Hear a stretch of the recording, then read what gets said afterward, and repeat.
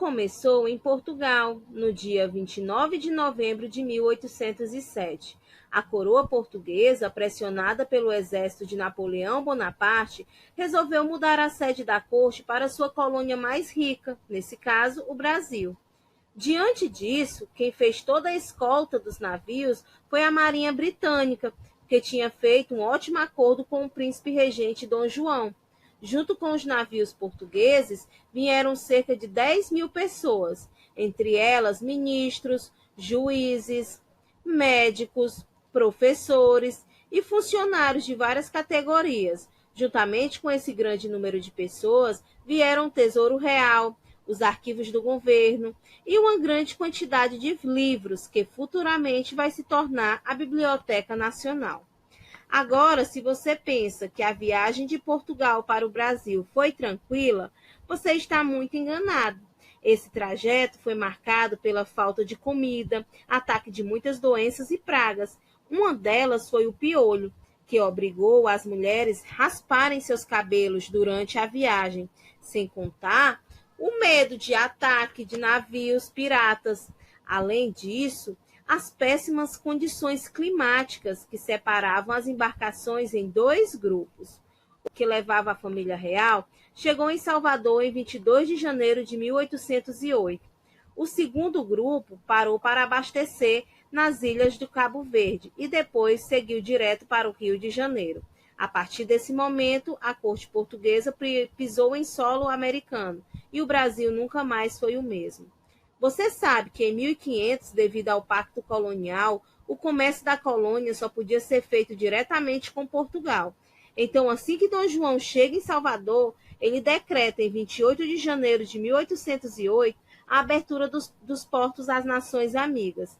Na prática, temos o fim do exclusivo colonial, ou seja, os proprietários rurais exportavam principalmente o açúcar e o algodão. Eles ficaram muito felizes, porque agora eles vão poder exportar para outros países com preços mais lucrativos. Por outro lado, os comerciantes eles vão encarar uma maior concorrência de produtos, principalmente em inglês. A Revolução do Porto, basicamente, exigia um retorno da família real ao Reino de Portugal e a restituição do Pacto Colonial.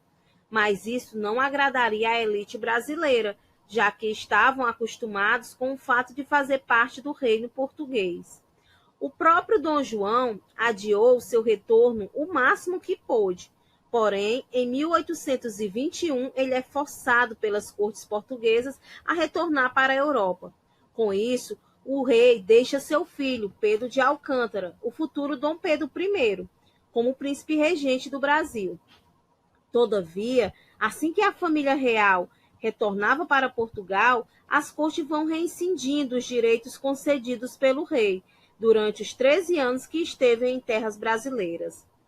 Dom Pedro, mesmo sendo português, alia-se ao descontentamento brasileiro. Preocupado com o crescimento do Brasil, a elite portuguesa pressiona Dom João VI para rebaixar o Brasil a condições de colônia novamente. Além disso, ele assina um documento que torna sem efeito o título de príncipe regente do Brasil. Uma ordem judicial exigiu o retorno imediato do príncipe para Portugal. Dom Pedro I, contrariando as ordens portuguesas, atendendo aos pedidos das elites coloniais e um abaixo-assinado com mais de 8.000 assinaturas, que era muito para aquela época, ele acaba declarando no dia 9 de janeiro de 1822 que ficará no Brasil. Esse episódio ficou conhecido até hoje como o Dia do Fico. Temos aí o primeiro passo para a independência do Brasil. Pedro I viaja para São Paulo em busca de apoio político, deixando no comando sua esposa, Maria Leopoldina, e seu ministro do reino, José Bonifácio. No meio do caminho, Dona Leopoldina recebe uma carta de Portugal, ameaçando a recolonização do Brasil, caso Pedro não retorne para a Europa.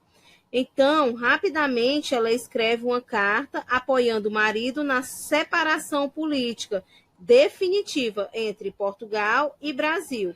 Outra a escrever, recomendando a separação política é José Bonifácio, mensageiro encarregado de encontrar Dom Pedro e entregar-lhes as cartas.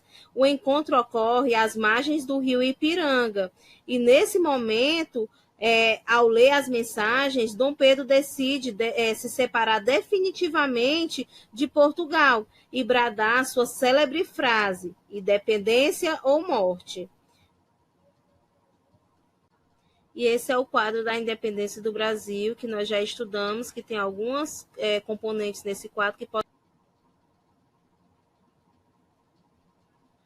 Somente o fato de Dom Pedro separar Brasil de Portugal não significa que estávamos realmente livres do julgamento português.